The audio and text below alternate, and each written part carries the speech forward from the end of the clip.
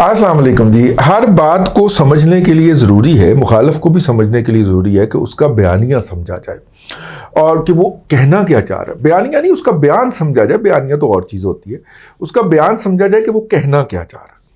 इस वक्त पीटीआई का बयान क्या है और वो उसके लिए कौन सा बयानिया इस्तेमाल कर रहे हैं और वो क्या करना चाह रहे हैं और क्या करने का इरादा रखते हैं और उनका रास्ता कौन सा है, उनका रूट कौन सा है वो काम करने का। आज हम ज़रा इसको समझ लें, फिर हम आएंगे कि क्या वो कामयाब होंगे भी कि नहीं।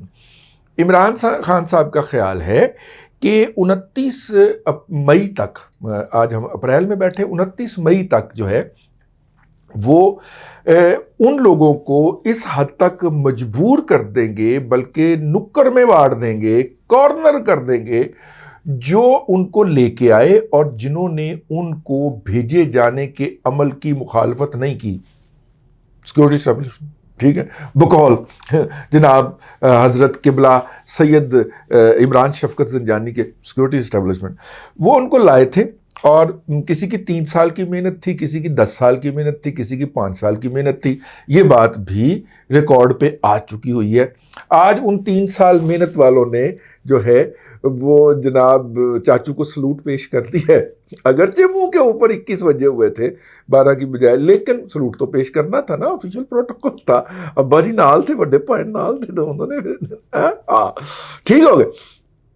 वो जो था उन्होंने, खैर जुमला मुर्तज़ा आ गया। उनका ये ख्याल है कि हमें, चूंकि जो लेके आए थे और जिन्होंने हर हर मरहले से गुजारा, जिन्होंने हमें सेनेट की चेयरमैनी जीत के दी, जिन्होंने कौमी असम्बली का हल बिल पर पास करवा के दिया और गालियां खाई अपोजिशन है, अगरचे वो हल्के सुरों में थी लेकिन खाई, जिन्होंने हर हर मरहले के ऊपर हमारे रास्ते का हर हर कांटा आंखों से चुना, वो लोग जो हैं वो हमें ये जो नो कॉन्फिडेंस आई थी इसमें से भी पास थ्रू करवाते।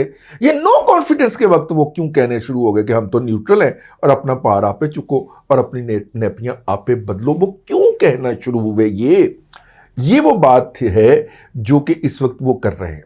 उनका ये ख्याल है या उनका ये प्रोपेगंडा है, या मैं समझता हूँ ये झूठ है वैसे बाय द वे, लेकिन उनका ये प्रोपेगंडा है कि ये ऊपर जो 3-4 लोग बैठे हुए हैं पाकिस्तान की सिक्योरिटी एस्टेब्लिशमेंट के अंदर, बस ये लोग हैं जिनके ख्याल में हमें डिसोन किया गया है लटैर हजरात के अंदर, और उसके अंदर को दूसरी साहब की 26 बेवाएं भी शामिल हैं जिनको ISPR ने नामजद किया था कि ये हमारे हैं लोग हैं। अब उनको डिसोन कर दिया गया कि पैन मैरिट से बुलाना तो बुलाओ, वरना एक कोई एडे खूबसूरत नहीं है कि तुम इन्होंने बुलाओ रोजाना स्क्रीना के उत्ते।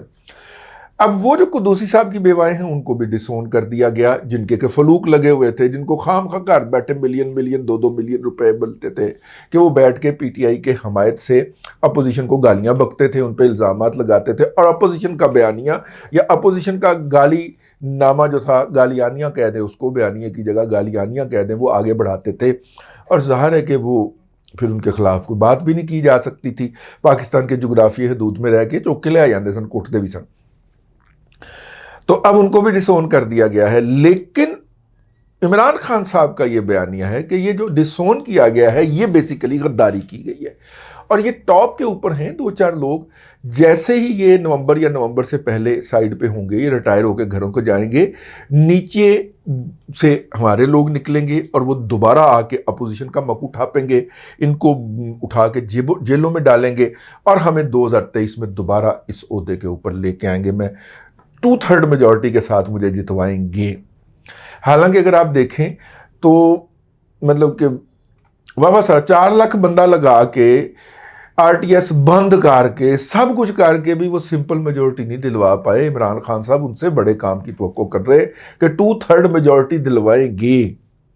ठीक है, मुझे ये लगता है कि इमरान खान साहब की जो ये वाली हरकत है ना, इसके नतीजे में कहीं अपोजिशन जो है वो एक इलेक्टोरल अलायंस ना बन जाए कहीं, और 1 पॉइंट एजेंडा हो कि PTI का जहां पे भी कोई बंदा खड़ा होगा उसके मुकाबले में हमारा एक बंदा खड़ा होगा।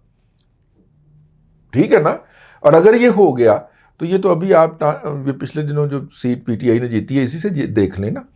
अपोजिशन के अगर सारे वोट मिला ले तो PTI का बंदा जो है वो बहुत कसीर मिनॉरिटी में चला जाता, तो बहुत मतलब कलील मिनॉरिटी में चला जाता है। तो खैर इसको छोड़े, ये उनका बयानिया, हम इसका जायजा ले रहे हैं कि ये जो लोग हटेंगे उसके बाद वही सेटअप जो हमें 2018 में ज़ीरो से उठा के जिसने हीरो किया था, जिसने हमें मतलब कि बंदे इकट्ठे करके दिए थे सिंपल मेजोरिटी के लिए, जिनके कहने पे तरीन का जहाज़ चला था, जो बंदे घेर घेर के लाए थे, जिन्होंने थ्रेट करके लोगों को फ़ोन कॉल करके बेनामी नंबरों से, महकमा ज़राअत वालों ने, जिन्होंने कहा था कि ये PMLN की आप टिकट वापस करें और इंडिपेंडेंट लड़ें या हमारी जीत पे इलेक्शन लड़े। वो 2023 के अंदर जो इलेक्शन होंगे या 2022 के आखिर में, उसमें यही हरकत दोबारा फरमाएंगे, क्योंकि ये लोग घर चले गए होंगे। ये उनका जो बयानिया है ये वो बेचने की कोशिश कर रहे हैं ना। वो आते हैं अपना जो भी उनका दिफा होता है तोशा खाने के लिए, वो इंतहाई घटिया दिफा होता है, ठीक है। और जो उनका दिफा होता है वो जो गोगी के ऊपर, गोगी खान के, फराह खान उर्फ गोगी के ऊपर, वो भी इंतहाई भोंडा होता है, हल्का होता है।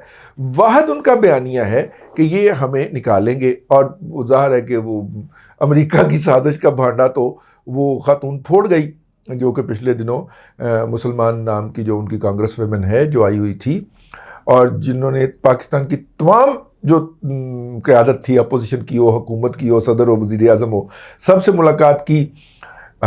जिस तरह इमरान खान साहब ने पाकिस्तान में आने वाले फॉरेन डिग्नेटरीज़ का बाइकाट किया था, ख़ास तौर पे रजब तैयब एर्दवान साहब का बाइकाट किया था उनके पार्लियामेंट से इजलास का, वो इसका भी बाइकाट कर सकते थे, नहीं किया उन्होंने।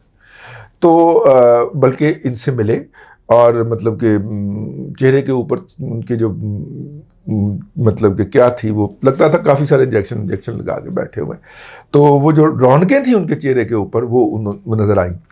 तो बुनियादी तौर पे इमरान खान साहब दिलासा दे रहे हैं अपने वर्कर को, अपने स्पॉन्सर्स को, अपने फाइनेंसर्स को कि जनाब बस थोड़े दिनों की गल ही है, और मैं जनाब, और ये अपोजिशन जो है इसको मैं ये जलसे कर करके इतना ज़्यादा मार्जिनलाइज कर दूंगा कि इनको वो जो हैं जो मुझे लाने वाले हैं वो आगे कहेंगे कि बंदे के पुत्र बन के ना तो इलेक्शन करवा दें, और इलेक्शन में मुझे वो 2/3 अक्सरियत दे देंगे।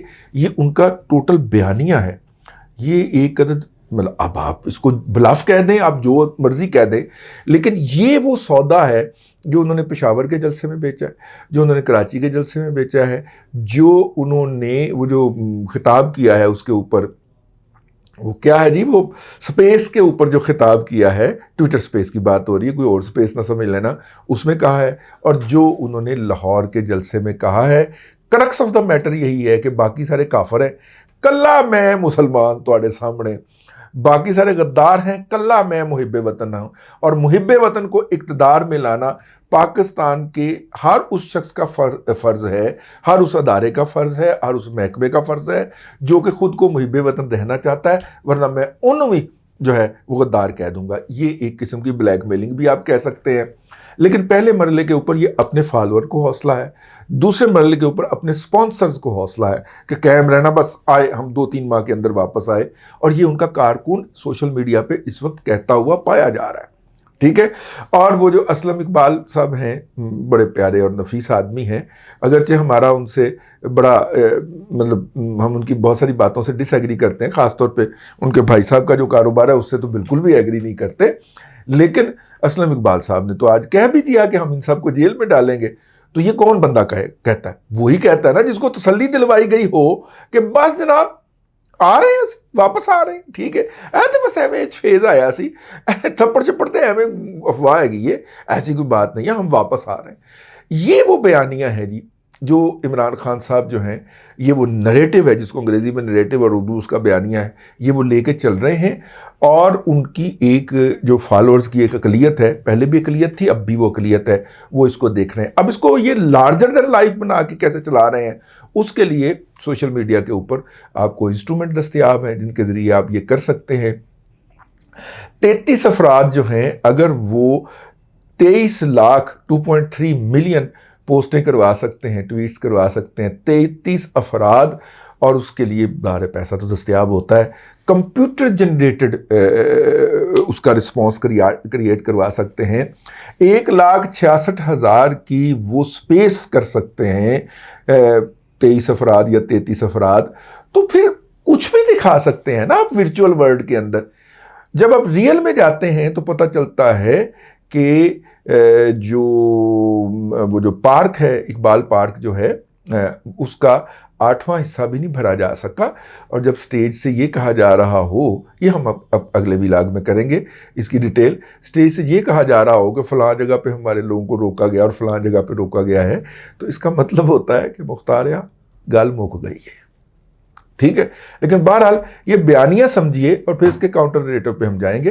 फ़िलहाल के लिए इतना ही। अल्लाह आपको आसानियाँ अता करे और आसानियाँ खल्क़े खुदा में तकसीम करने की तौफ़ीक अता करे।